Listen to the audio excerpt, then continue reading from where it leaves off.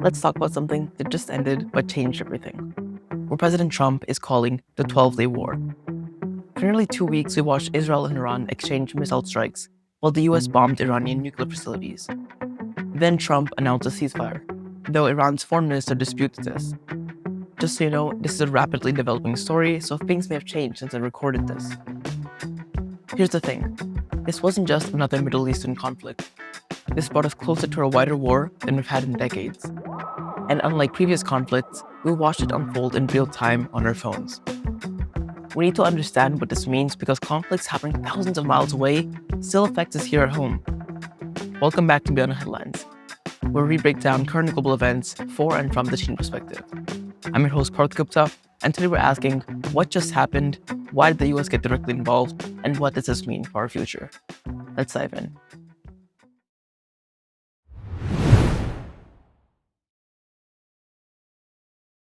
So first, let's get our facts straight. Israel launched airstrikes on Iranian nuclear facilities and military commanders. Iran responded with over 40 missiles towards Israel. But here's where it gets serious. The US struck Iranian nuclear facilities, including Fordow, Natanz, and Isfahan. Think about that. The US directly bombed another country's nuclear sites. It's not backing an ally, that's active warfare. Iran then launched at least 6 missiles towards America's Al Udeid airbase in Qatar. That's direct retaliation against the US. We're not talking about proxy conflicts anymore. This was Iran directly attacking American military assets. Here's what we need to understand. This escalation happened incredibly fast. In just 12 days, we went from regional tensions to direct US-Iran military confrontation. This kind of thing could have triggered a much larger conflict, involving multiple countries and potentially NATO. President Trump announced that Iran and Israel had agreed to a ceasefire, ending what he called the 12-day war, but let's be real about its direct influence in our daily lives. This conflict happened while we were all watching on our phones. We saw missile strikes in real time on Instagram stories, building damage on TikTok, live updates between classes. This wasn't just some distant war that we read about in history books.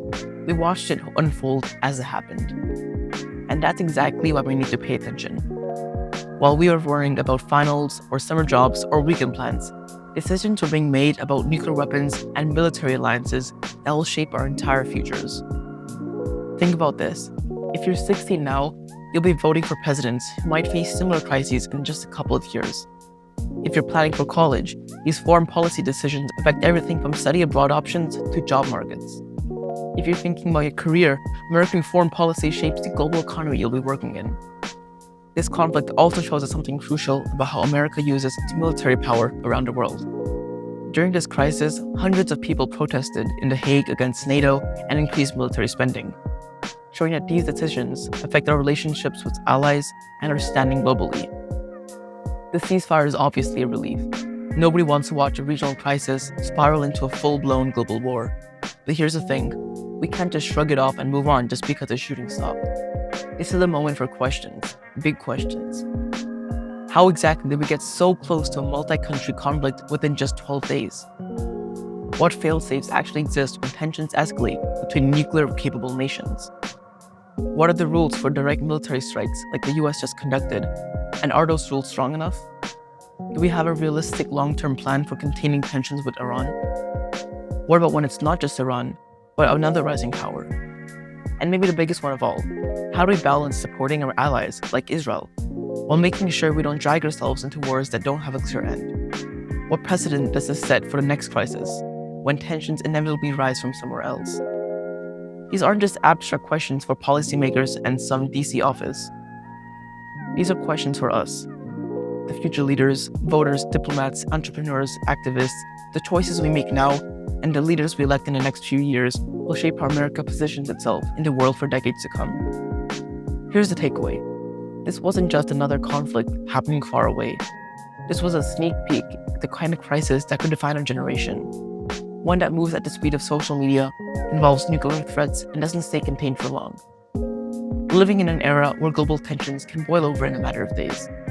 The 12-day war was a lesson in how quickly things can spin out of control, and how important it is that our leaders and we as citizens stay sharp, informed, and engaged. We're the generation that's going to inherit this messy, challenging, yet wildly connected world. The decisions we make about who we vote for, where we spend our money, and how we educate ourselves will shape the policies and priorities for the next 20, 30, 50 years. So don't just watch, don't just scroll, stay alert, stay curious, stay active. The world doesn't wait, and understanding what happened around us is a first step towards making it better.